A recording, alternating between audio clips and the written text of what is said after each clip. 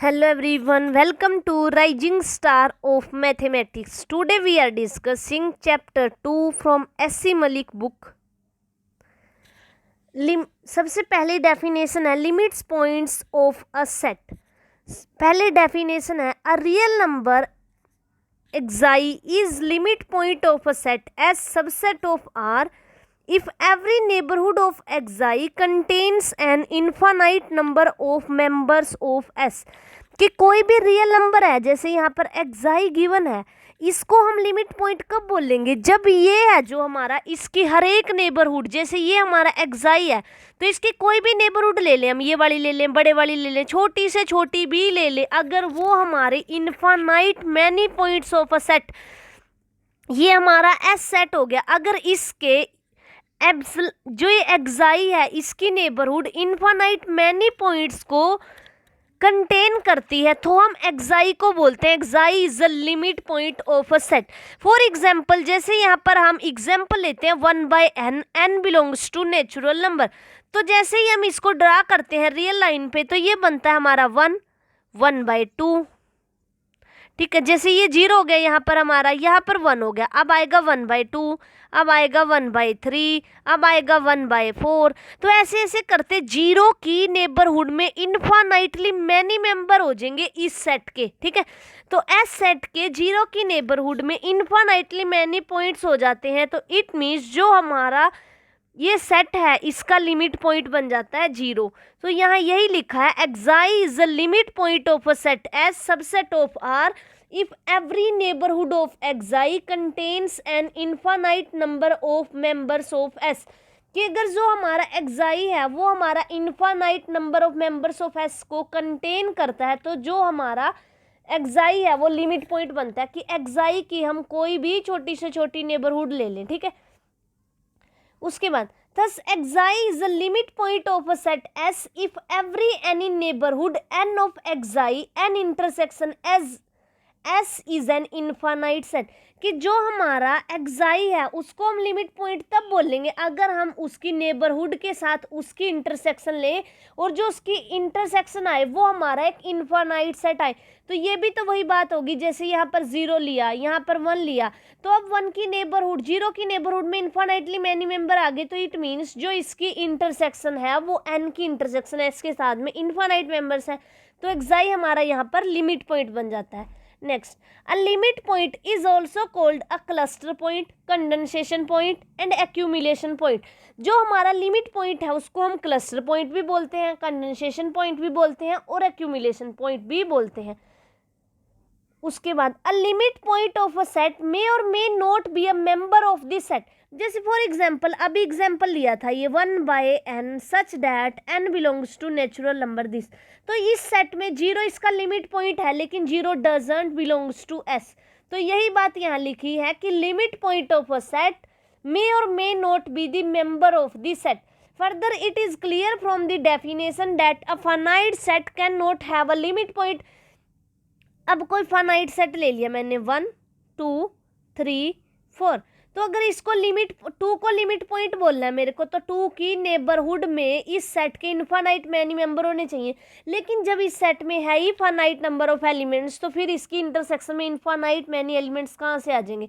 तो it means जो मेरा ये सेट है इसका कोई भी लिमिट पॉइंट नहीं होगा. जो इसके लिमिट्स पॉइंट का सेट होगा, अगर S कोई फाइनाइट सेट है तो जो इसके लिमिट्स पॉइंट का सेट होगा उसको एस डिराइव्ड से डिनोट करते हैं, वो मेरा फाई होगा क्योंकि फाइनाइट सेट का कोई भी लिमिट पॉइंट नहीं होता. Next, also it is not necessary that an infinite set must possesses a limit point. ये भी जरूरी नहीं है कि जो हमारा इनफाइनाइट सेट होते हैं उनके पास भी हमारे लिमिट पॉइंट हो. फॉर एग्जाम्पल अगर मैं सेट ऑफ नेचुरल नंबर ले लेती हूँ, अगर मेरे को 2 को नेबरहुड बोलना है तो 2 की नेबरहुड छोटी से छोटी नेबरहुड में इनफाइनाइटली मैनी मेंबर आने चाहिए, लेकिन इसमें तो 1 आता है, फिर 2 आता है, फिर 3 आता है, तो यहाँ पर कोई है ही नहीं एलिमेंट, तो कैसे बोल दूंगी कि जो n है उसका कोई लिमिट पॉइंट एग्जिस्ट कर सकता है. लेकिन n मेरा एक इनफाइनाइट सेट था, तो यहाँ पर यही लाइन लिखी हुई है कि ये भी जरूरी नहीं है कि जो मेरा इनफाइनाइट सेट होगा उसके पास भी लिमिट पॉइंट हो. In the fact, a set may have no limit point, a unique limit point, a finite or an infinite number of limits points. ठीक है, अब ये कहते हैं कि अगर ये जरूरी नहीं है कि सेट के पास ये हो सकता है उसके पास नो लिमिट पॉइंट हो, ठीक है, जैसे कि एन ले लिया मैंने सेट ऑफ नेचुरल नंबर, या कोई भी फाइनाइट सेट ले लिया, तो इसके पास कोई भी लिमिट पॉइंट नहीं होता। उसके बाद यूनिक लिमिट पॉइंट हो, वही example S is equal to 1/n such that n belongs to nature, उसके पास यूनिक लिमिट पॉइंट है। उसके बाद infinite number of limits point, set of real number ले लो, कोई भी छोटी से छोटी नेबरहुड लेंगे उसके अंदर इनफाइनाइट मैनी मेंबर्स होंगे।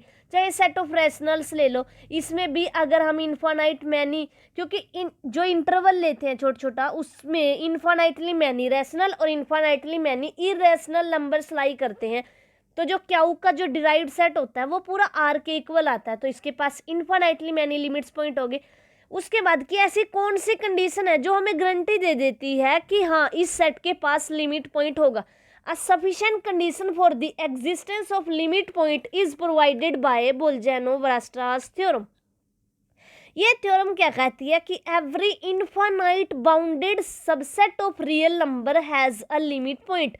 सबसे पहली कंडीशन है जो सेट है वो बाउंडेड होना चाहिए, उसके प्लस इनफाइनाइट होना चाहिए, तो फिर पक्का उसके पास लिमिट पॉइंट होगा, ठीक है। ये होती है बोल्जानो-वास्टर्स थ्योरम, हम इसको आगे पढ़ेंगे। अब यहाँ पर हम लिमिट पॉइंट की डेफिनेशन 2 पढ़ते हैं, जिसके according a real number xi is the limit point of a set S is a subset of R if every neighborhood of xi contains at least one member of S other than xi। कि अगर हम ये मेरा xi है, अगर इसकी कोई भी नेबरहुड लेती हूँ तो xi को छोड़ के उसकी नेबरहुड में कुछ ना कुछ अदर मेंबर्स जरूर होंगे सेट S के, तो उसको जो xi है उसको बोल देते हैं हम limit point. A real number xi is the limit point of a set S if every neighborhood of xi contains at least one member of S other than xi। The essential idea here is that the points of S different from xi get arbitrarily close to xi and pile up at xi। तो अब ये यही बताना चाह रहा है कि xi के पास पास आना शुरू कर देते हैं जो सेट के और अदर मेंबर्स होते हैं। तो इससे ये अगर हर एक नेबरहुड में कोई ना कोई ऐसा पॉइंट जरूर मिल रहा है हमें जिसकी इंटरसेक्शन अगर हम इसके साथ लें तो वो नॉन एम्प्टी आती है, तो इट मीन्स जो मेरा xi है उसी के पास में लाई कर रहे हैं सभी पॉइंट्स, तो xi मेरा यहाँ से लिमिट पॉइंट बन जाता है। अब give a bounded set having no limit point, अगर मैं S ले लूँ फाइनाइट सेट 1 2 3 4, ये मेरा फाइनाइट सेट है, ये बाउंडेड भी है क्योंकि इसका लिस्ट अपर बाउंड 1 है, ग्रेटेस्ट लोअर बाउंड इसका जो इसका लिस्ट अपर बाउंड है वो इसका 4 है और ग्रेटेस्ट लोअर बाउंड इसका 1 है, तो इट मीन्स ये सेट मेरा बाउंडेड है और फाइनाइट सेट का कोई भी लिमिट पॉइंट नहीं होता, तो S का derived set is equal to 5। तो give an bounded set having no limit point, तो इसका कोई भी लिमिट पॉइंट नहीं। Next infinite number of limits point, अगर मैं सेट ऑफ रियल नंबर ले लेती हूँ तो इसका कोई भी एलिमेंट उठाओ उसकी नेबरहुड में इनफाइनाइटली मैनी मेंबर्स लाई करेंगे, क्योंकि जो सेट ऑफ रियल नंबर होता है वो होता है क्यू यूनियन क्यू कॉम्प्लीमेंट, ठीक है। Set of rational number union set of irrational numbers, तो कोई भी हम नेबरहुड लेंगे उसकी इंटरसेक्शन उस पॉइंट के साथ नॉन एम्प्टी आती है, तो जो हमारा ये सेट होगा इसमें infinite number of limits point देगा ये। ऐसे ही अगर हम सेट ऑफ क्यू ले लेते हैं, set of rational number, set of Q complement ले लेते हैं, सेट ऑफ इरेशनल नंबर, इसमें भी infinite number of limits point होते हैं। आगे derived sets, the set of all limits point of a set S is called its derived set of S, it is denoted by S dash. जो जिसमें सभी के सभी लिमिट्स पॉइंट को रखते हैं हम उस सेट को बोलते हैं हम डिराइव्ड सेट, ठीक है। अब दिस सेट आई यहाँ पर हमारा है set of integer has no limit point for a neighbourhood m-1/2, m+1/2 open interval of m belongs to i contains no point of i। अब सेट ऑफ हमने उस इंटीजर्स का लिखना शुरू किया तो ये -2 हो गया, ये -3 हो गया, ये -1 हो गया, ये 0 हो गया, ये 1 हो गया, ये 2 हो गया, ये 3 हो गया। अब यहाँ पर हमने मान लिया 2 की नेबरहुड लेते हैं, 2 की नेबरहुड ये होगी मेरे पास, कोई भी नेबरहुड लें जिसकी इंटरसेक्शन 2 के साथ 2 को छोड़ के, ठीक है, यानी वो नॉन एम्प्टी आनी चाहिए, लेकिन यहाँ पर सिर्फ इंटीजर्स ही प्रेजेंट है मेरे पास। अगर मैं इसकी नेबरहुड लेती हूँ तो इसमें 2 ही कॉमन आएगा, तो यहाँ पर इसकी जो इंटरसेक्शन होगी सेट S के साथ वो मेरी नॉन एम्प्टी आ जाएगी, तो इट मीन्स जो 2 है मेरा वो लिमिट पॉइंट नहीं बन सकता। तो यहाँ पर यही बोला गया the set of I has no limits point, क्योंकि उसकी जो नेबरहुड है ना किसी भी पॉइंट की 2 की, उसमें इन्फानाइटली मैनी मेंबर आने चाहिए इस सेट एस के, लेकिन यहाँ तो आई नहीं रहा, सिर्फ 2 को छोड़ के 2 ही कॉमन है, तो इसलिए जो आई का डिराइव्ड सेट होगा वो एम्प्टी होगा। Thus the derived set of I is the null set। ठीक है, आगे next, every point of R is a limit point। अब सेट ऑफ रियल नंबर है, कोई भी नंबर ले लो, उसकी छोटी से छोटी नेबरहुड भी ले लो, वो भी infinite many elements of R के अपने अंदर कंसीडर करती है। ठीक है, तो इट मीन्स जो हमारी कंटेन करती है वो इनफाइनाइट मैनी मेंबर्स, वो आर के इनफाइनाइट मैनी मेंबर रखते हैं अगर हम छोटी से छोटी नेबरहुड भी लेते हैं। तो इट मीन्स जो हमारा आर सेट है उसकी जो हर एक पॉइंट होता है वो हमारा लिमिट्स पॉइंट बन जाता है। तो every point of R has a limit point and every neighbourhood of any of its points contain an infinite member of R. तो R dash is equal to R. Next, every point of the set Q of rational number is a limit point. अब set of rational number ले ले, ठीक है, मान लिया ये मैंने मेरा 1/2 है, ये हो गया एक रैशनल नंबर। अगर मैं इसकी नेबरहुड लेती हूँ तो उसमें इनफाइनाइटली मैनी रैशनल नंबर भी लाई करते हैं और इनफाइनाइटली मैनी इरेशनल नंबर भी लाई करते हैं, लेकिन हमें तो यहाँ इरेशनल चाहिए इनफाइनाइट। तो इट मीन्स हमारा जो सेट ऑफ रियल नंबर है, जो इसका डिराइव्ड सेट आएगा क्यू डैश, वो आर के इक्वल आ जाएगा, क्योंकि जैसे ही हमें तो इनफाइनाइट मैनी मेंबर चाहिए उसकी नेबरहुड में, जब उसकी नेबरहुड में इनफाइनाइटली मैनी रैशनल नंबर्स हैं तो इट मीन्स वो पॉइंट हमारा यहाँ पर लिमिट्स पॉइंट बन जाएगा। ठीक है, अब every point of set Q of rational is a limit point for between any two rational there exist an infinite many of rationals.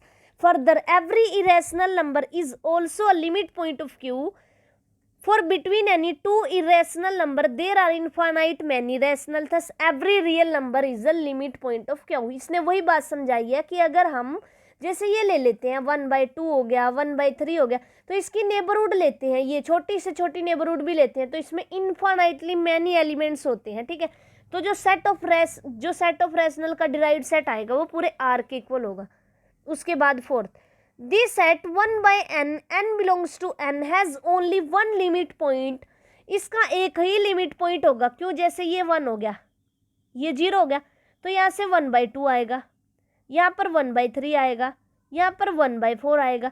तो ऐसे ऐसे करते 0 की नेबरहुड में इनफाइनाइटली मैनी पॉइंट, 0 की अगर हम छोटी से छोटी भी नेबरहुड लेंगे तो भी इस सेट के इनफाइनाइट मैनी एलिमेंट्स को कंटेन करेगी। तो इट मीन्स 0 हमारा यहाँ पर लिमिट पॉइंट होगा।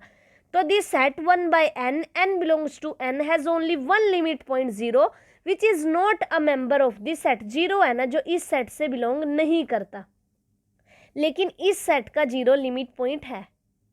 उसके बाद every point of a close interval a, b in is its limit point. अब क्लोज इंटरवल a भी ले लिया मैंने। ठीक है, तो इसके अगर मैं ये वाली नेबरहुड भी लेती हूँ तो यहाँ पर तो इनफाइनाइटली मैनी मेंबर्स पड़े हुए हैं, तो इट मीन्स इसकी जो इंटरसेक्शन है, जो मेरा ये क्लोज इंटरवल a, b है, उसमें इनफाइनाइटली मैनी पॉइंट्स होंगे। तो every point of a close interval a, b is its limit point and a point not belonging to the interval is not a limit point. Thus the derived set of a, b dash is equal to, जब इस close interval का हर एक point limit point बन रहा है, ए भी limit point बन रहा है और बी भी, क्यों, क्योंकि यहाँ पर छोटी से छोटी भी नेबरहुड ले लो, इस साइड के इनफाइनाइट मैनी मेंबर्स होंगे, तो इस वजह से इसकी जो इंटरसेक्शन है सेट एस के साथ नॉन एम्प्टी आएगी अगर मैं एस को क्लोज इंटरवल a, b लेती हूँ। ठीक है, थस द उसके बाद every point of the in open interval a, b is its limit point. अब मैंने एक ओपन इंटरवल ले लिया a, b, तो इसका हर एक पॉइंट लिमिट पॉइंट बनेगा, क्योंकि इसके हर एक पॉइंट की नेबरहुड लेते हैं ना किसी, जैसे यहाँ पर मैंने a1 मान लिया, a1 बिलोंग करता है मेरा ओपन इंटरवल a, b से, इसकी कोई भी छोटी से छोटी नेबरहुड लूंगी तो वो इनफाइनाइट मैनी एलिमेंट्स कंटेन करेगी ओपन इंटरवल a, b के। फर्दर अगर हम ए और बी की भी नेबरहुड लेते हैं जैसे हमने पहले किया था, तो वो भी इनफाइनाइट मैनी मेंबर्स, ये वाले इनफाइनाइट मैनी मेंबर्स को कंटेन करती है, तो यानी ए भी इसका लिमिट पॉइंट बन जाता है और बी भी इसका लिमिट पॉइंट बन जाता है। The end points A and B which are not the members of open interval A comma B, ये हम ओपन के लिए डिनोट करते हैं ए कोमा बी, ठीक है, इसका मतलब है open interval A comma B, are also its limits point, thus derived set of open interval A comma B का dash is equal to close interval A comma B. अब next examples हैं जिनकी help से हम derived set को और अच्छे से समझ पाएंगे कि कैसे हम किसी भी सेट का डिराइव्ड सेट फाइंड कर सकते हैं, किसी भी सेट के लिमिट्स पॉइंट निकाल सकते हैं। तो फर्स्ट एग्जाम्पल है x such that 0 less than equal to x less than 1। अब हमें एक इंटरवल गिवन है जो कि 0 की तरफ से क्लोज्ड है और 1 की तरफ से ओपन है, तो बस ये तो बनेगा ही बनेगा इसका जो लिमिट पॉइंट। लेकिन 1 के लिए चेक करते हैं, अगर 1 की मैं छोटी से छोटी भी नेबरहुड लेती हूँ, ये मेरा 1 हो गया, तो यहाँ पर भी तो इन्फाइनाइटली मैनी एलिमेंट्स हैं जिनकी इंटरसेक्शन इस पूरे इंटरवल के साथ नॉन एम्प्टी आएगी, यानी इस सेट के इन्फाइनाइटली मैनी मेंबर्स यहाँ पर कंटेन होंगे। तो जो 1 है मेरा वो भी इस सेट का लिमिट पॉइंट बन जाएगा। तो जो इसका डिराइव्ड सेट आएगा वो क्लोज इंटरवल 0,1 आएगा, ठीक है। उसके बाद next x 0 less than x less than 1, x belongs to Q. अब x मेरा एक रैशनल नंबर है, 0,1 ले लिया मैंने, ठीक है। उसके अंदर के सारे पॉइंट्स, तो अगर कोई भी रैशनल उठाते हैं हम तो उसके जो नेबरहुड लेंगे छोटी से छोटी वो infinitely many rational number infinitely many irrational numbers को लाई करेगी। तो जो मेरा इस सेट का भी जो डिराइव्ड सेट होगा वो क्लोज इंटरवल 0,1 आ जाएगा। नेक्स्ट, अब नेक्स्ट जो हमारा सेट है, अगर हम इसको रियल लाइन पे ड्रॉ करके देखें और ये चेक करें कि किसकी नेबरहुड में ज़्यादा से ज़्यादा एलिमेंट जा रहे हैं, तो यहाँ पर मैंने 1 मान लिया, यहाँ पर मैंने -1 मान लिया, ठीक है। तो अब नेक्स्ट एलिमेंट है वो है मेरा 1/2, तो ये हो गया 1/2, ठीक है, 1.5 समथिंग। अब ये है -1/2, तो ऐसे ऐसे ये एलिमेंट दूर चले जाएंगे, ठीक है। तो इस सेट का कोई भी लिमिट पॉइंट नहीं होगा, जो इसका डिराइव्ड सेट होगा वो 5 होगा, क्योंकि सारे एलिमेंट दूर दूर जा रहे हैं -1 से 1 से, ठीक है। अब नेक्स्ट क्वेश्चन 1 + 1/n, तो अगर इसको रियल लाइन पे ड्रॉ करके देखें, ये 1 ले लिया, 0 ले लिया, तो पहले तो मेरे को मिलेगा 1, फिर मिलेगा, अगर मैं इसको 1 पुट करती हूँ तो 2 मिला, ठीक है। अब 1 + 1/2, इसको 2 पुट किया तो यहाँ से 1.5 मिला। उसके बाद 1 + 1/3 करेंगे, ठीक है, तो आएगा यहाँ से 1.3। तो ऐसे ऐसे ये सारे एलिमेंट्स मेरे 1 के पास जाएंगे। तो यहाँ पर 1 ले लिया मैंने, यहाँ से 2, ठीक है, पहले 2 आया, फिर 1.5 आया, फिर 1.3 आया, फिर यहाँ पर 1.2 आएगा। तो ये सारे के सारे एलिमेंट्स 1 के पास में लाई करेंगे। तो जो इस अगर हम 1 की कोई भी नेबरहुड लेंगे, अब तो ये 2 था मेरा, ये 1.5 था मेरा, ठीक है, ये यहाँ पर 2 हो गया, ये 1.5 हो गया, ये 1.3 हो गया, और यहाँ पर अगर हम देखें तो ये मेरा 1 हो गया। तो सारे के सारे पॉइंट 1 की नेबरहुड के पास आ रहे, तो 1 की कोई भी छोटी से छोटी नेबरहुड लेंगे तो वो इन्फाइनाइट मैनी एलिमेंट्स कंटेन करेगी इस सेट के, जो ये मेरे पास सेट गिवन है। तो इसका जो लिमिट पॉइंट होगा, डिराइव्ड सेट का सेट होगा, उसमें सिंगल एलिमेंट 1 आएगा, तो 1 is the only limit point of that set.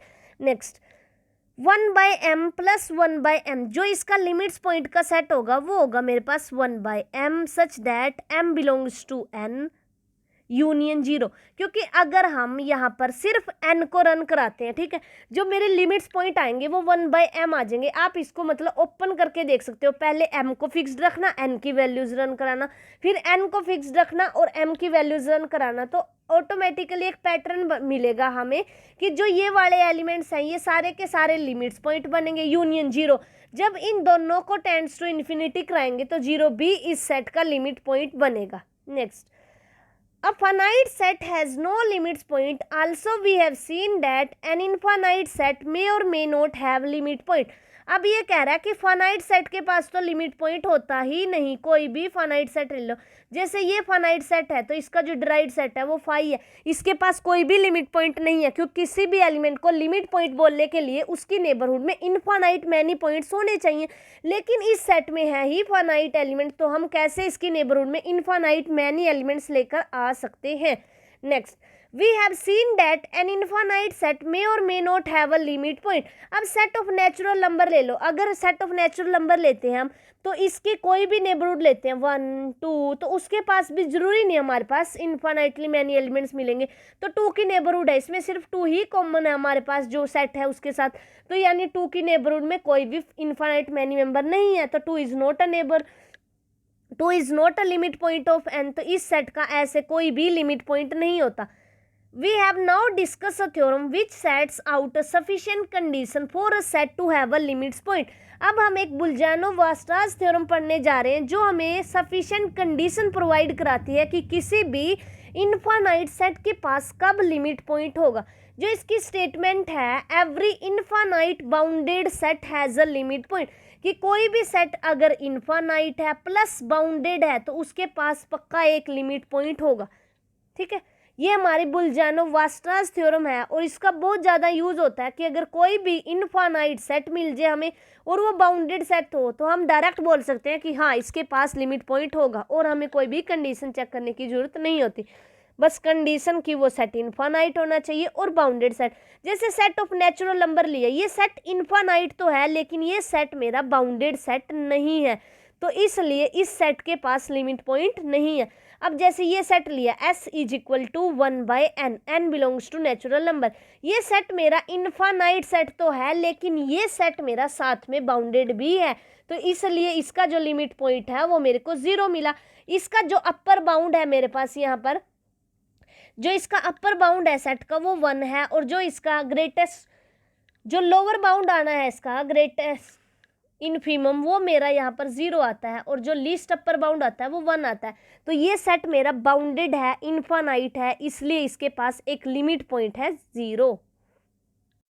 अब next example, if S and T are sets of real numbers then so that S is a subset of T, imply करता है कि S का derived set is a subset of T dash. ठीक है, कि जो S और T अगर कोई दो नॉन एम्प्टी सेट है तो अगर इसके डिराइव्ड सेट फाइंड करें तो जो S का डिराइव्ड सेट होगा वो भी कंटेन होगा T के डिराइव्ड सेट में। ठीक है, तो सबसे पहला केस लेते हैं when S dash is equal to empty, कि S के पास कोई भी लिमिट पॉइंट नहीं है। अगर उसके पास कोई भी लिमिट पॉइंट नहीं है तो S डैश है वो मेरा कंटेन हो जाएगा T डैश में, T के डिराइव्ड सेट में।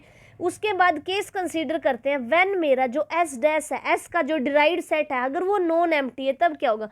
अगर S dash is not equal to 5 let xi belongs to S dash, तो अगर ये नॉन एम्प्टी है तो इसमें कोई ना कोई एलिमेंट होगा, तो xi belongs to S dash and n is any neighbourhood of xi। अगर जो xi है मेरा वो S डैश से बिलोंग कर रहा है तो it means xi is a limit point, तो इसके कोई ना कोई नेबरहुड होगी जिसके अंदर S के इनफाइनाइटली मैनी मेंबर्स होंगे। ठीक है, तो यहाँ से n भी एनी नेबरहुड ऑफ xi, अगर n नेबरहुड है इसकी, तो हमने लिमिट पॉइंट की डेफिनेशन पढ़ी थी कि किसी भी पॉइंट को हम लिमिट पॉइंट तब बोलते हैं जब उसकी हर एक neighbourhood infinitely many members contain करती है। तो इट मीन्स xi की कोई भी छोटी से छोटी नेबरहुड भी लेंगे वो भी इस सेट के इनफाइनाइटली मैनी पॉइंट्स को अपने अंदर कंटेन करेगी। तो ये ले लिया मैंने n is a neighbourhood of xi, तो n contains infinitely many members of S, और गिवन है कि S है जो मेरा वो सबसेट ऑफ T है। प्रूफ करना है कि SI is a subset of T dash. तो यहाँ से अगर मैंने एक एलिमेंट लिया है xi, वो मैंने लिया है S डैश से, अगर मैं ये शो कर दूँ कि जो मेरा xi है वो मेरा बिलोंग करता है T डैश से, तो इससे ये प्रूफ हो जाएगा कि S dash is a subset of T dash. ठीक है, तो S is a subset of T, N contains infinitely many members of T। अगर N मेरा S सबसेट है मेरे पास T का, ठीक है, अगर S के सारे एलिमेंट T के भी एलिमेंट है, तो अगर S के इनफाइनाइटली मैनी मेंबर्स को N कंटेन करता है तो N T के भी इनफाइनाइटली मैनी मेंबर्स को कंटेन करेगा। तो ये आ गया N contains infinitely many members of T।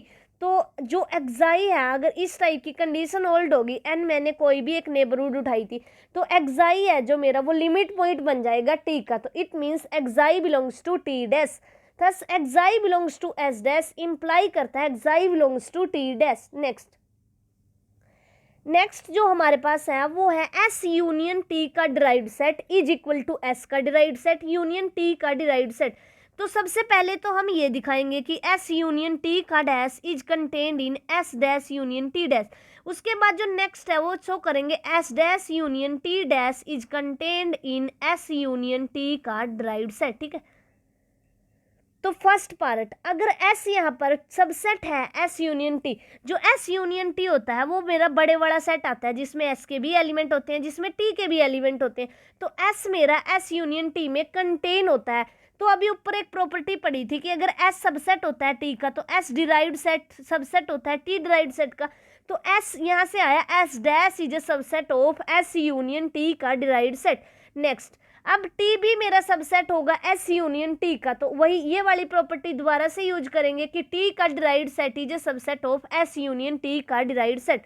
तो अगर इन दोनों की यूनियन ले लेते हैं हम, तो यहाँ से मिलेगा एस का डिराइव्ड सेट यूनियन टी का derived set is a subset of S union T का डिराइव्ड सेट का एस यूनियन टी का डिराइव्ड सेट। ठीक है, तो एक तरफ का रिजल्ट तो ये हमारे पास प्रूफ हो गया कि जो एस का डिराइव्ड सेट है यूनियन टी का डिराइव्ड सेट ये कंटेन होता है एस यूनियन टी के डिराइव्ड सेट में। नेक्स्ट हमें प्रूफ करना है एस यूनियन टी का derived set is contained in S derived union T derived. ठीक है, तो अब अगर मेरा एस यूनियन टी का डिराइव्ड सेट अगर वो 5 हुआ तो ये चला जाएगा, कोई प्रॉब्लम नहीं आएगी, इसके अंदर कंटेन होगा। नेक्स्ट, अब हमने मान लिया कि जो एस यूनियन टी का डिराइव्ड सेट है वो मेरा नॉन एम्प्टी है। अगर वो मेरा नॉन एम्प्टी है तो उसके अंदर कोई ना कोई एलिमेंट होगा। तो मान लिया xi belongs to S union T का डिराइव्ड सेट। तो अगर एक्साई मेरा लिमिट पॉइंट है तो उसकी जो हर एक नेबरहुड में इन्फाइनाइटली मैनी मेंबर्स होंगे एस यूनियन टी के। तो xi is the limit point of S union T. Therefore, every neighborhood of xi contains an infinite members of S union T. तो every neighborhood of xi contains infinitely many points of S or of T or of both. अगर S के पास जो ये neighbourhood ली है xi की neighbourhood में infinitely many members हैं, तो इसका मतलब ये है कि जो xi की नेबरहुड में s के भी इन्फाइनाइटली मैनी मेंबर्स होंगे, t के भी इन्फाइनाइटली मैनी मेंबर्स होंगे और s यूनियन t के भी इन्फाइनाइटली मैनी मेंबर्स होंगे। तो xi is the limit point of s और अ लिमिट पॉइंट ऑफ t। जो xi है वो लिमिट पॉइंट्स हो गया मेरा s का भी t का भी। तो xi belongs to s dash, xi belongs to t dash. तो इट मीन्स xi बिलोंग करेगा s डैश को यूनियन t डैश को। तो हम जो xi था उसको लेके चले थे कि वो बिलोंग कर रहा है एस यूनियन टी के डिराइव्ड सेट से, और हमने प्रूव कर दिया कि जो xi है वो बिलोंग करता है S dash union T dash से। तो यहाँ से ये हो गया एस यूनियन टी का derived set is contained in S dash union T का डैश। ठीक है, तो अब इन फर्स्ट और सेकंड को अगर हम कंबाइन कर लेते हैं, जो मेरे पास फर्स्ट है वहाँ से ये आया था S dash union T dash contained in S union T का डैश, और जो मेरे पास सेकंड आई है वो ये आई है एस यूनियन टी का डैश एस यूनियन टी का whole dash is equal to S dash union T dash. तो अगर इन दोनों को कंबाइन कर लेते हैं तो एस का डिराइव्ड सेट यूनियन टी का derived set is equal to S union T का डिराइव्ड सेट। ठीक है, तो the derived set of the union is equal to the union of derived sets. तो यहाँ से ये प्रूफ हो गया कि चाहे तो हम यूनियन पहले कर ले और चाहे उसके बाद में ले ले, तो जो डिराइव्ड सेट है वो इक्वल आते हैं। ठीक है, नेक्स्ट जो हमारा 6th एग्जाम्पल है वो इंटरसेक्शन के लिए, जैसे अभी यूनियन के लिए पढ़ा, भी इंटरसेक्शन के लिए। If S and T are subsets of R then show that S intersection T का derived set is contained in S का डिराइव्ड सेट इंटरसेक्शन टी का डिराइव्ड सेट। तो इसके लिए हम क्या करेंगे, यहाँ से एलिमेंट लेंगे और इसमें भेज देंगे तो वो प्रूफ हो जाएगा। ठीक है, तो अब इंटरसेक्शन हमारा छोटे वाला सेट होता है। अगर एस इंटरसेक्शन टी, जैसे ये कोई एस सेट हो गया, ये मेरा टी सेट हो गया, तो जो एस इंटरसेक्शन टी है वो छोटे वाला सेट है। तो जो एस है वो इसमें कंटेन होता है, मेरा एस इंटरसेक्शन टी पूरे एस में कंटेन होता है। ये ले लिया एस, ये ले लिया टी। ठीक है, इसको एस इसको टी, और ये एस इंटरसेक्शन टी है। तो अगर यही वेन डायग्राम से समझे तो S intersection T is contained in S and S intersection T is contained in T. तो हम यहाँ से इसी चीज़ का यूज करेंगे कि जो एस इंटरसेक्शन टी है वो एस में कंटेन है। तो एक प्रॉपर्टी पड़ी थी अभी ऊपर कि अगर एस सबसेट ऑफ टी है तो एस का derived set is a subset of T का डिराइव्ड सेट। तो वो वाली यूज कर लेंगे, एस इंटरसेक्शन टी का derived set is contained in S का derived set. Next, S intersection T is contained in T, दोबारा से यही वाली प्रॉपर्टी यूज करके यहाँ से आ जाएगा, एस इंटरसेक्शन टी का derived set is a subset of T का डिराइव्ड सेट। अब इन दोनों की हम इंटरसेक्शन ले लेते हैं, तो जो हमारा ये रिक्वायर्ड था हमें वही में मिल जाएगा, एस इंटरसेक्शन टी का derived set is contained in S का derived set intersection T derived set. Second ये हमारे पास give an example to show that S intersection T का derived set and S derived set intersection T dash, ये बोल रहा है कि ये प्रूव करो कि जो एस इंटरसेक्शन टी का डिराइव्ड सेट है वो मेरा इक्वल नहीं होता S intersection T dash. Union के केस में तो हमने इक्वल दिखा दिया था कि एस यूनियन टी का derived set is equal to S का डिराइव्ड सेट यूनियन टी का डिराइव्ड सेट, लेकिन जो इंटरसेक्शन का केस है उसमें इक्वलिटी नहीं आती है, हमारे पास कंटेनमेंट आती है, S intersection T contained in S dash intersection T dash, ठीक है, इंटरसेक्शन इन कंटेन इन, ठीक है। इसको हम इससे याद कर सकते हैं कि जो इंटरसेक्शन इन यानी ब्रैकेट के अंदर है वो कंटेन्ड इन होगी, ठीक है। तो अब जो एग्जाम्पल है वो मैंने ले लिया कि S is equal to close interval 1 comma T and T is equal to close interval open interval लेना है आप लोगों ने, कि जो ओपन इंटरवल है एस मैंने कोई एक ऐसा सेट लिया 1 कोमा टी एंड टी एक ऐसा सेट लिया 2 कोमा 3, तो जो एस का डिराइव्ड सेट है वो मेरे पास आएगा यहाँ से क्लोज इंटरवल 1 कोमा टी, और टी का डिराइव्ड सेट है वो आएगा क्लोज इंटरवल 2 कोमा 3। जैसे ही मैं S derived intersection T derived निकालूंगी तो जो मेरे पास कॉमन पॉइंट आएगा इन दोनों में वो 2 है सिर्फ, ठीक है। लेकिन एस इंटरसेक्शन टी करें अगर तो इनके बीच में कोई भी कॉमन एलिमेंट नहीं है, तो एस इंटरसेक्शन टी ही एम्प्टी है, तो जो इसका डिराइव्ड सेट होगा वो भी मेरा फाई के इक्वल हो जाएगा, ठीक है। तो यहाँ से ये पता चला कि जो एस और टी एस इंटरसेक्शन टी का डिराइव्ड सेट है वो मेरा इक्वल नहीं होता एस डिराइव्ड इंटरसेक्शन टी का डिराइव्ड सेट, ठीक है। इस एग्जाम्पल से क्लियर हो गया। ऐसे ही हम कुछ भी एग्जाम्पल ले लेते हैं, जैसे 5 6 ले लिया एंड जो मेरा टी है वो मैंने 6,7 ले लिया, तो जो एस इंटरसेक्शन टी है वो 5 आएगी, लेकिन एस का डिराइव्ड सेट है वो क्लोज इंटरवल 5,6 और जो टी का डिराइव्ड सेट है वो 6,7। तो जब इन दोनों की इंटरसेक्शन करेंगे तो 6 मिलेगा, लेकिन यहाँ से एम्प्टी मिल रहा है तो ये इक्वल नहीं हो सकते। लेकिन S intersection T is contained in S dash intersection T dash, ये हमेशा होल्ड होगा, intersection in contained in. Next जो हमारा थर्ड सेक्शन है वो है closed set and closure of a set, कि किस सेट को हम क्लोज सेट बोलते हैं और क्लोजर ऑफ अ सेट क्या होता है हमारे पास। A number xi is said to be an adherent point of a set S if every neighborhood of xi contains at least one point of S। जो हमारा लिमिट पॉइंट है और एडरेंट point है इनमें सिर्फ इतना ही डिफरेंस है, वहाँ पर ये था कि एक्साई की नेबरहुड में इन्फाइनाइटली मैनी मेंबर्स होने चाहिए एक्साई को छोड़कर, लेकिन एडरेंट पॉइंट में ये है कि अगर हम एक्साई सिर्फ अकेला एक्साई ही ऐसा मिल जाए, एटलीस्ट 1 पॉइंट ऑफ एस मिल जाए हमें, एक्साई तो अपनी नेबरहुड में होगा ही, तो वो हमारा एडरेंट पॉइंट बन जाता है। इसके लिए हमें और दूसरे डिस्टिंक्ट पॉइंट्स की जरूरत नहीं पड़ती, ठीक है। आगे है N एडरेंट point may or may not belongs to this set and it may or may not be a limit point of a set, कि जो मेरा एडरेंट पॉइंट है क्या पता वो सेट से बिलोंग कर भी सकता है नहीं भी कर सकता, और वो सेट का लिमिट पॉइंट बन भी सकता है नहीं भी बन सकता। It follows from the definition that a number xi belongs to S is automatically an adherent। अगर कोई भी एलिमेंट है, मान लेते हैं ये S सेट ले लिया, अगर इसमें xi पड़ा है तो xi की कोई भी नेबरहुड लेंगे उसमें xi तो मिल ही जाएगा, तो हर S का हर एक एलिमेंट मेरा एडरेंट पॉइंट बन जाता है, यही इसमें बताया गया। For every neighbourhood of a member of this set contain at least one member of the set namely the member itself। तो इसलिए जो xi है वो मेरा लिमिट पॉइंट बन जाता है। तो किसी भी सेट का कोई भी एलिमेंट उठाओ वो हमेशा एडरेंट पॉइंट होता है, लेकिन लिमिट पॉइंट हो ये जरूरी नहीं है, ठीक है। उसके बाद अ number xi doesn't belongs to S is an adherent point of S only if xi is a limit point of S for every neighborhood of xi।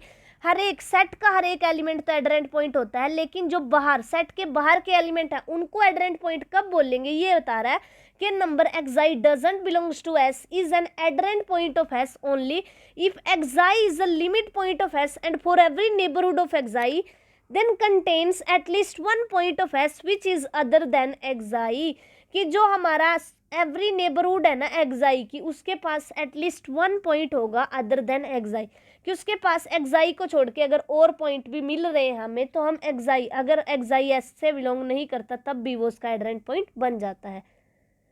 तो जो हमारा क्लोजर होता है, the set of adherent points of S consist of S and the derived set of S dash, तो the set of all adherents point of S called the closure of S।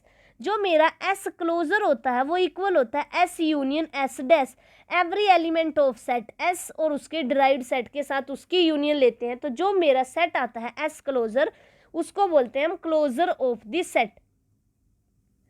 अब जो example है I का closure निकालना है, I का जो closure है, I होता है मेरा सेट ऑफ इंटीजर्स, तो जो I का क्लोजर है वो मेरा इक्वल होगा I यूनियन I का डैश, लेकिन I का डिराइव्ड सेट है वो मेरे पास 5 आया था तो I ही आ जाएगा, जो I का क्लोजर है वो I के इक्वल होगा। नेक्स्ट जो मेरा Q है, अगर Q का क्लोजर निकालते हैं तो Q का क्लोजर मेरे पास होगा Q यूनियन Q का डैश, ठीक है।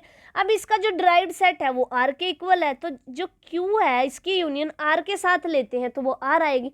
उसके बाद सेट ऑफ रियल नंबर्स, अगर सेट ऑफ रियल नंबर का क्लोजर निकालना है तो it means R union R का डिराइव्ड सेट, और R का जो डिराइव्ड सेट है वो R के इक्वल होता है, तो R union R is equal to R।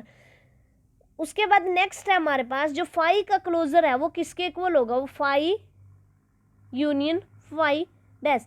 अब फाई हमारा एक ऐसा सेट है जिसका कोई भी लिमिट पॉइंट नहीं होता, तो जो हमारे पास जो इसकी यूनियन आएगी वो फाई आ जाएगी। अब आता है नेक्स्ट हमारे पास 3.2 सेक्शन क्लोज सेट, कि किसी सेट को हम क्लोज्ड सेट कब बोलते हैं। A set is said to be close if each of its limits point is a member of the set. किसी भी सेट को क्लोज सेट तब बोलते हैं जब वो अपने हर एक लिमिट पॉइंट को कंटेन करता है, ठीक है, कि हर एक उसका जो लिमिट पॉइंट है ना वो उस सेट का मेंबर होना चाहिए। In other words a set S is close if no limit point of S exist which is not contained in S। In the rough terms a set is close if its points do not get arbitrary close to any point outside of it. ये कह रहा है कि S से बाहर कोई भी, ये S हो गया मेरा A, B, S से बाहर कोई भी पॉइंट ले लो, अगर हमें ऐसा एक पॉइंट मिल ही नहीं रहा जिसकी नेबरहुड में S के इन्फाइनाइटली मैनी पॉइंट्स आ सके, तो जो वो मेरा सेट होगा वो मेरा क्लोज सेट होगा, ठीक है। अब ये वाली थ्योरम है जो ज़्यादातर यूज होती है, set is closed if and only if S का closure is equal to S, कि जो उसके सेट ऑफ लिमिट्स पॉइंट का सेट है ये मेरा S के इक्वल हो जाए, तो इट मीन्स ये अपने सारे लिमिट्स पॉइंट को कंटेन करता है, तो जो सेट मेरा क्लोज्ड होगा वो अपने हर एक लिमिट्स पॉइंट को कंटेन करेगा। अब first exam illustration, close interval AB is a set which is close but not bounded, ठीक है, नॉट ओपन, ठीक है। अब ओपन के लिए क्या था कि open set, it is open set के लिए था a set is said to be open if it is a neighbourhood of each of its point. तो अगर मैं क्लोज इंटरवल की बात करूं A, B, तो जो B के बाहर चले जाते हैं पॉइंट, तो इसलिए जो B है वो अब नेबरहुड नहीं बनता, तो जो मेरा क्लोज इंटरवल AB है वो मेरा एक ओपन सेट नहीं है। लेकिन क्लोज्ड सेट में क्या था, a set is said to be close if it contain all of its limit point, तो जो इसका लिमिट्स पॉइंट का सेट होगा वो A, B होगा, और वो मेरा इस सेट में कंटेन है। अ set is it self contain होता है अपने ही अंदर, तो यहाँ से मेरा क्लोज इंटरवल A, B है वो क्लोज्ड आ गया लेकिन ओपन नहीं है। Next this set 0,1 union 2,3 which is not an interval is close. जो ये सेट है मेरा ये एक इंटरवल नहीं है, लेकिन ये सेट मेरा क्लोज्ड है, क्योंकि जो इसका डिराइव्ड सेट निकाल लेंगे हम, यूनियन के केस में ऊपर प्रॉपर्टी पड़ी थी कि A यूनियन B का dash A dash union B dash होता है, तो डायरेक्ट हम क्या करेंगे 0,1 यूनियन क्लोज इंटरवल 2,3 का डिराइव्ड सेट निकाल लेंगे, तो वो इक्वल होगा 0,1 के क्लोज सेट के डिराइव्ड सेट यूनियन 2,3 के डिराइव्ड सेट के, ठीक है। तो यहाँ से आ जाएगा क्लोज इंटरवल 0,1 यूनियन 2,3। जो मेरा ए क्लोजर है वो मेरा ए के इक्वल आ रहा है, तो इट मीन्स जो मेरा ये सेट है वो मेरा एक क्लोज सेट है। Next, the null set phi is closed for there exists no limit point of phi which is not contained in phi। जो मेरा phi सेट है वो ओपन भी था क्योंकि हमें ऐसा कोई पॉइंट नहीं मिल रहा था जो इसकी नेबरहुड ना बने। यहाँ ये सेट क्लोज्ड है क्योंकि हमें कोई भी एक ऐसा लिमिट ऐसा नहीं मिल रहा जो phi में कंटेन ना हो। Next, this set R of real number is open as well as close, क्योंकि जो R का क्लोजर है वो होगा मेरा R यूनियन R का डिराइव्ड सेट, और R का डिराइव्ड सेट होता है मेरा R के इक्वल, तो R union R is equal to R। जब किसी भी सेट का क्लोजर उसी के इक्वल आ जाता है तो वो सेट हो जाता है मेरा closed. Next, this set Q is not closed for Q dash is equal to R is not contained in Q। A set is said to be closed if it contain all of its limits point। जो मेरे Q के limits points होंगे वो R होंगे, और R मेरा contain नहीं होता Q के अंदर, ठीक है। तो Q के अंदर अगर ये कंटेन नहीं है मेरा, तो जो सेट है ये मेरा क्लोज नहीं होगा। Next, this set 1 by n, n belongs to n, is not closed for it has one limit point 0 which is not a member of the set। Also it is not open. तो ये set मेरा जो ये set है ये मेरा open भी नहीं है और ये सेट मेरा क्लोज्ड भी नहीं है। फाई और आर दो ऐसे सेट हैं जो ओपन भी है और क्लोज भी है, ठीक है। और ये एक ऐसा सेट है 1 by n जो मेरा ना ही तो ओपन है और ना ही क्लोज्ड है। ऐसे याद रखना है। कई बार क्या होता है काउंटर एग्जाम्पल्स में हमें हेल्प करता है ये सब चीज़ें, कि ऐसा एग्जाम्पल बताओ कि जो सेट क्लोज्ड भी है ओपन भी है, तो आर और फाई, और ऐसा सेट जो ना ओपन है ना क्लोज्ड है 1 by n। Next, every finite set A is a close set for its derived set A dash is equal to phi. क्योंकि अब हर एक फाइनाइट सेट है वो मेरा क्लोज सेट होगा क्योंकि इसका जो लिमिट्स पॉइंट का सेट है उसमें कुछ एलिमेंट है ही नहीं और वो ए में कंटेन होंगे। Next, a set A which has no limit point coincide with its closure for A dash is equal to phi, तो A closure is equal to A। तो जो कोई भी सेट है जिसके पास कोई भी लिमिट पॉइंट नहीं है उसका क्लोजर उसी के साथ कोइंसाइड कर जाता है, ठीक है।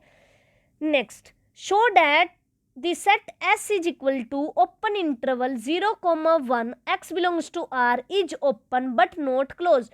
क्योंकि जो ये सेट है मेरे पास 0,1, अगर मैं देखूं जो इसका डिराइव्ड सेट है वो क्लोज इंटरवल 0,1 आएगा, लेकिन 0 और 1 doesn't belongs to open interval 0,1।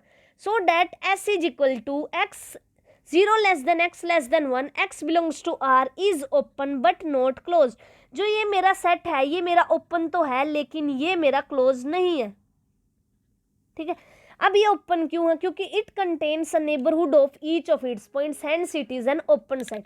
लेकिन जो 0 और 1 है वो इसके लिमिट्स पॉइंट बनते हैं, लेकिन ये सेट उन लिमिट्स पॉइंट को कंटेन नहीं करता, तो इसलिए ये सेट मेरा क्लोज नहीं है। Next example, so that the set S is equal to 1 minus 1 1 by 2 minus 1 by 2 1 by 3, ठीक, is neither open and nor closed। तो ये चेक करना है कि जो ये सेट है मेरा ना ही तो ये ओपन है और ना ही ये क्लोज्ड है। द मेंबर S और a cluster near to 0 on both sides of it, every neighborhood of 0 contain an infinitely many points of S, तो 0 doesn't belongs to S। तो अगर मैं यहाँ से चेक करना शुरू करूँ, ये 1 ले लिया मैंने, ये -1 ले लिया, उसके बाद ये मेरा आया -1 by 2, ये 0 होगी, और ये आया मेरा 1 by 2। तो ऐसे हम देख रहे हैं कि ये 0 के आसपास आ रहे हैं सभी एलिमेंट। 0 की कोई भी नेबरहुड लेंगे तो उसमें इन्फिनिटली मैनी पॉइंट्स होंगे इस सेट के, तो इट मीन्स 0 मेरा यहाँ से लिमिट पॉइंट बन गया, लेकिन 0 इस सेट से बिलोंग नहीं करता। अगर कोई भी लिमिट पॉइंट ऐसा मिल जाए हमें जो उस सेट से बिलोंग ना करे तो वो सेट मेरा क्लोज नहीं होता। तो यहाँ से है S इज नॉट क्लोज्ड। अब प्रूव करते हैं कि S is not open. Again S is not open at it does not contain any neighbourhood of any of its points. अब ये पॉइंट मेरे दूर दूर पड़े हैं, -1 और 1, ये हो गया 1 by 2। तो अगर मैं इसकी नेबरहुड ले लूँ ये वाली, तो ये इसकी जो नेबरहुड है उसमें कोई भी एलिमेंट नहीं आएंगे, इन्फिनिटली मैनी मेंबर्स नहीं आएंगे, और ये मेरा इस सेट में कंटेन भी नहीं होगा। तो इट मीन्स जो मेरा ये सेट है ये it is not a neighborhood of any of its points, so this set is not open. Next, so that the set 1 minus 1 1 1 by 2 minus 1 by 2 is a close but not open। ये set मेरा open नहीं है लेकिन ये set मेरा closed है। 1 and -1 are the only limits point of this set. अगर मैं इसको ड्रा करूं तो 1 आ गया, -1 आ गया। अगर इसको ड्रॉ करते हैं तो ये हो गया मेरा 1 और ये हो गया -1। उसके बाद की टर्म देखो, ये होगी 1/2, ये होगी 1/3। तो ऐसे ऐसे ये -1 की तरफ चलेंगे और ये होगी 1/2, ये होगी 1/3। इधर से -1 की तरफ आएंगे और इधर से हमारे ये 1 की तरफ आएंगे और इधर से -1 की तरफ। तो -1 और 1 दो लिमिट्स पॉइंट्स हो गए सेट के, ठीक है। And are in the set, अगर -1 और 1 इस सेट के लिमिट्स पॉइंट बन रहे हैं और वो इसी सेट से बिलोंग कर रहे हैं, तो it means this set contain all of its limits point, तो दिस सेट इज क्लोज्ड। अब ओपन चेक करते हैं। Again all the members of the set are not an interior points of the set, the set is not open. कि जो हर एक member है ना 1 और -1 को छोड़ के वो हमारा इंटीरियर पॉइंट नहीं बनता, तो ये सेट मेरा ओपन नहीं होगा। क्योंकि सेट इज ओपन इफ जिसका हर एक मेंबर इंटीरियर पॉइंट बनता है वही सेट मेरा ओपन होता है। लेकिन यहाँ तो -1 और 1 ही सिर्फ यहाँ पर इंटीरियर पॉइंट बन रहे हैं, तो ये सेट मेरा ओपन नहीं है। Hence the given set is close but not open. Next important result, the relationship between closed and open sets is brought out by theorem 5 that it follow and something taken definition of a closed set। अब ये हम theorem 5 के जरिए समझेंगे किस set को हम close बोलते हैं। अब नेक्स्ट 3.4 सेक्शन में a set is closed if and only if it's complement is open, कि किसी भी सेट को क्लोज तब बोलते हैं जब उसका जो कॉम्प्लीमेंट है वो ओपन हो हमारे पास। Next the intersection of arbitrary family of closed set is close, कि अगर हम arbitrary family of closed set की इंटरसेक्शन लेते हैं तो वो हमारा क्लोज सेट आता है। अब समझ लेते हैं। Let F be the intersection of the family F is equal to S lambda, lambda belongs to delta of close set, A being an index set. तो हमने क्या किया, एफ एक इंटरसेक्शन ले ली, ठीक है, इंटरसेक्शन को लिख लिया F is equal to S lambda, lambda belongs to delta. If the derived set of F dash of F is 5, अगर इस सेट का डिराइव्ड सेट 5 हुआ तो ठीक है, फिर अगर वो 5 है तो वो उसमें कंटेन हो जाएगा और वो सेट मेरा क्लोज्ड हो जाएगा। लेकिन जो इंटरसेक्शन है अगर वो 5 ना हुई तो उसके अंदर कोई ना कोई पॉइंट होगा। तो मान लिया xi belongs to F dash, तो इट मीन्स एक्साई बिलोंग कर रहा है इंटरसेक्शन से और xi is the limit point of F, और एफ मेरा क्या है, इंटरसेक्शंस है इन सभी सेट्स की।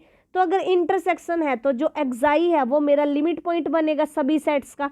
अगर मेरा जो एक्साई है वो लिमिट्स पॉइंट बन रहा है हर एक मेंबर का, तो उसकी जो हर एक पॉइंट है तो उसका हर एक पॉइंट लिमिट पॉइंट होगा। एक्साई is the limit point of each of a close set.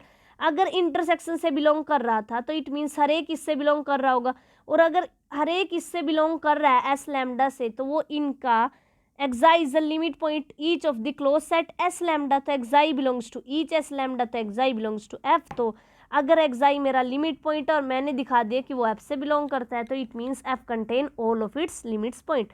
Next the union of two closed set is close, कि अगर हम दो क्लोज्ड सेट लेके चलते हैं और उनकी यूनियन लेते हैं तो जो उनकी यूनियन है वो एक क्लोज्ड सेट आती है। The theorem can be extended to the union of finite number of sets, so we may restate the theorem as the union of finite number of closed set is closed, कि अगर हम finite number of closed set की union लेते हैं तो वो हमारी closed आती है।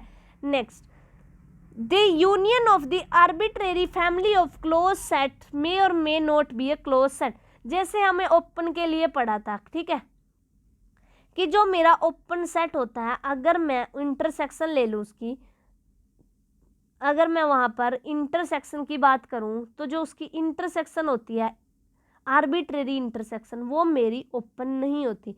उसके लिए हमने एक एग्जाम्पल से डिस्कार्ड किया था। तो यहाँ भी ऐसे ही हम एक एग्जाम्पल देंगे, S n is equal to A plus 1/n A plus 2। तो जो इसकी यूनियन आएगी वो आएगी मेरा open interval A comma A plus 2, तो which is not an closed set, ठीक है। तो ये मेरा एक क्लोज्ड सेट नहीं होता क्योंकि ये मेरा सेमी इंटरवल हो गया और सेमी इंटरवल हमेशा क्लोज सेट नहीं होते।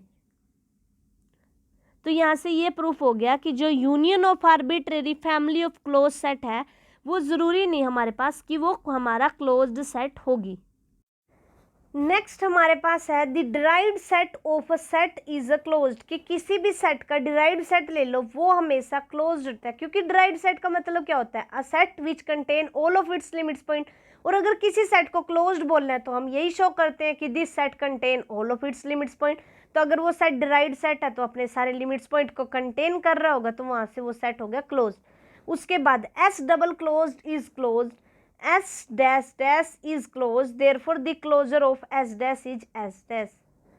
For every the closure of S closure is closed, कि जो मेरा S closure है वो हमेशा closed set होता है, ठीक है, क्योंकि S closure का मतलब क्या है, S यूनियन S का डिराइव्ड सेट, तो S यूनियन S का डिराइव्ड सेट वो मेरा क्लोज सेट होगा।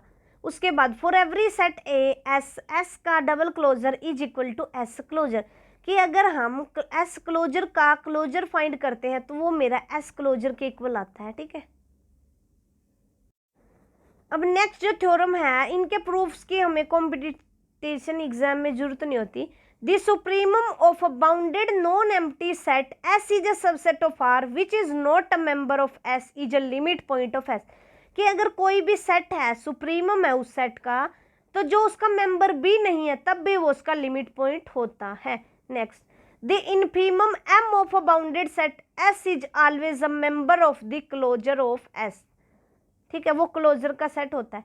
The derived set of the bounded set is bounded, अब हम कोई भी बाउंडेड सेट ले रहे हैं जिसके अंदर इन्फिनिटली मैनी एलिमेंट्स हैं लेकिन वो सेट बाउंडेड है, तो अगर उसके डिराइव्ड सेट की बात करें तो वो भी तो बाउंडेड आएगा, क्योंकि अगर कोई सेट ही हमारा बाउंडेड है तो उसके पास ज़्यादा से ज़्यादा कितने लिमिट्स पॉइंट हो सकते हैं, बाउंडेड ही रहेगा उसके डिराइव्ड सेट का जो है, तो इसलिए जो हमारा डिराइव्ड सेट होता है वो हमेशा बाउंडेड होता है। The derived set S dash of a bounded infinite set S has a smallest and greatest member, ये कह रहा है कि अगर हम एस डैश का डिराइव्ड सेट निकालें of a bounded infinite set का has a smallest and greatest member, कि उसके पास ग्रेटेस्ट और स्मॉलेस्ट मेंबर हमें मिलेंगे। आज की जो हमारी लास्ट थ्योरम है, every bounded infinite set has the smallest and the greatest limit point, कि कोई भी बाउंडेड इनफाइनाइट सेट ले लो, बाउंडेड इनफाइनाइट देखते हैं बुल्जानो-वास्टास थ्योरम की याद आएगी। ये कहता है कि अगर एवरी बाउंडेड इनफाइनाइट सेट के पास स्मॉलेस्ट और ग्रेटेस्ट लिमिट पॉइंट मिलता ही मिलता है, ठीक है। Thank you for watching. अगर आपको मेरा ये चैनल पसंद आ रहा है तो चैनल को लाइक कीजिए, चैनल को सब्सक्राइब कीजिए, लाइक कीजिए एंड शेयर कीजिए।